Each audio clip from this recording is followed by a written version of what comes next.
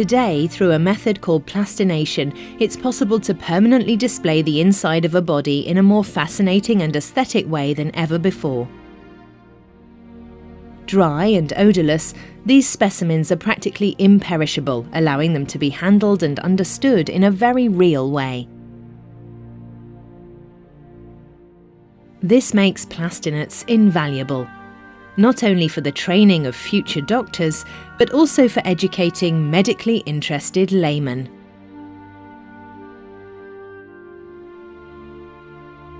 A Body Worlds exhibition in Germany. The pieces on display are not works of art in a conventional sense, rather they highlight the craftsmanship and complexity employed by nature to create the human body.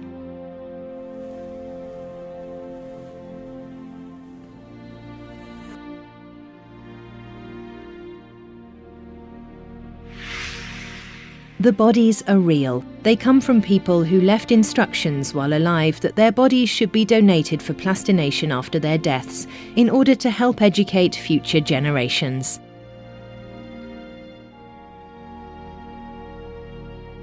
To prepare a body for plastination, it's first necessary to halt its decay. To do this, a solution of formaldehyde is introduced into the body's arterial system.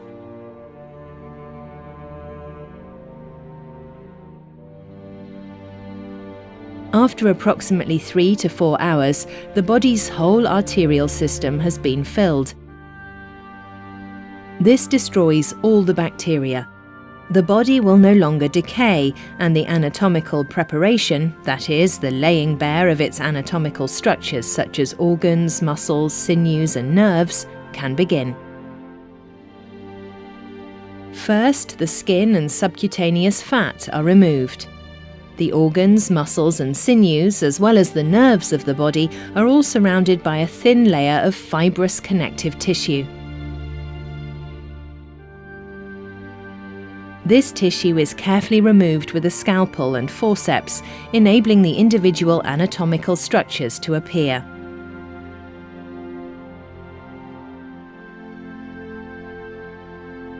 Alongside a good anatomical knowledge and manual skill, preparation requires much patience. Preparing a whole body can take anything up to 800 hours of work.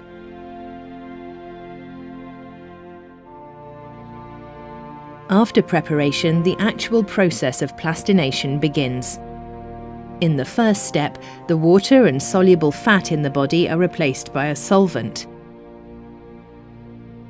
For this, the prepared body is laid in a cold acetone bath at -25 degrees.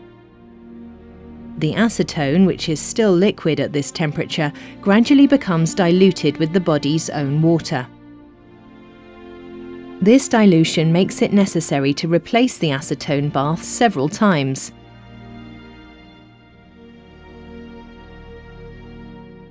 The water concentration in the acetone bath is continuously monitored in the laboratory. When no more water can be measured in the bath, the body is classed as water-free. The acetone is then warmed to room temperature to dissolve soluble body fat from the tissue.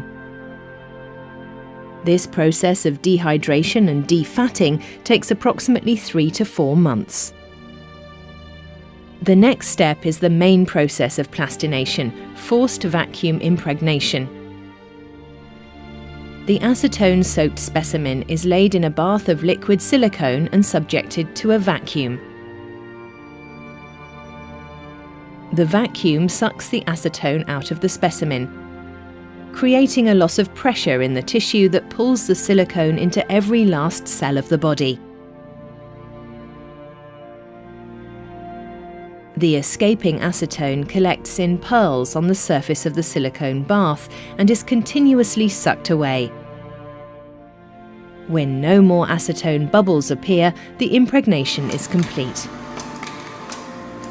The process of impregnation takes about 6 to 8 weeks. The specimen is removed from its silicone bath and allowed to drip dry.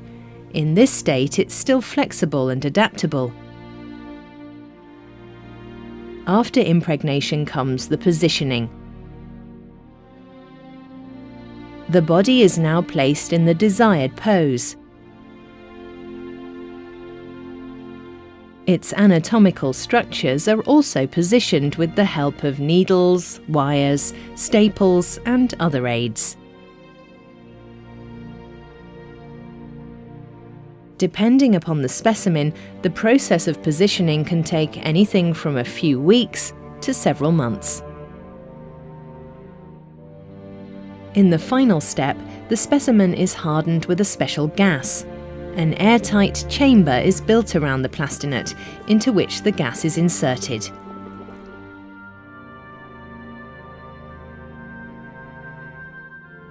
This hardening or curing completes the plastination process. The plastinate is now permanently protected from decay.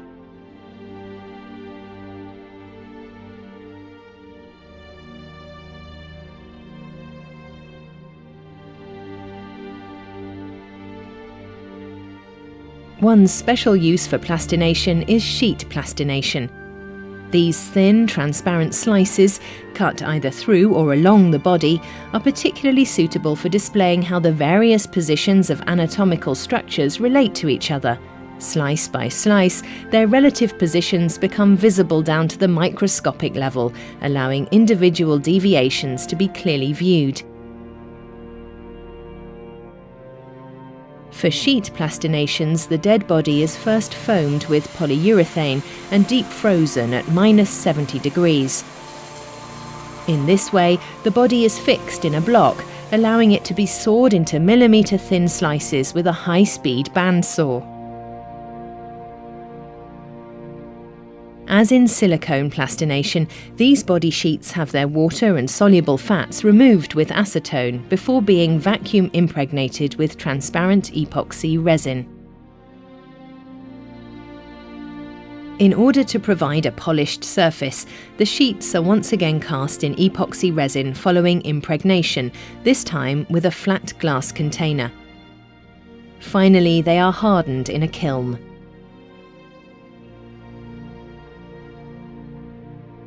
Plastination was invented in 1977 by the doctor and anatomist Gunther von Hagens.